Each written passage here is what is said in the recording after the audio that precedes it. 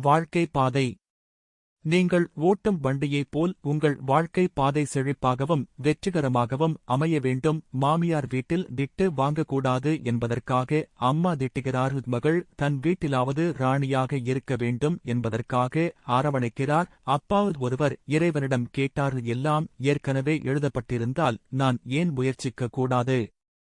இறைவன் சிரித்துக் கொண்டே சொன்னார், சில பக்கங்களில் நான் உன் முயற்சி போல் என்றும் எழுதியிருக்கிறேன். நடிக்க தெரிந்து வாழ்பவன் பிறருக்கு நல்லவன் ஆகிறான். வெளிப்படையாக உண்மையை பேசி மனதில் பட்டதை கேட்பவன் கெட்டவனாக தெரிகிறான். நாம் யார் என்பதை நமக்கு உணர்த்துவதுதான் தனிமையில் வாழ்வது. ஒரு முறைதான். உங்கள் விருப்பம் போல் வாழுங்கள். அடுத்தவர் விருப்பத்திற்கு வாழ முடியாது.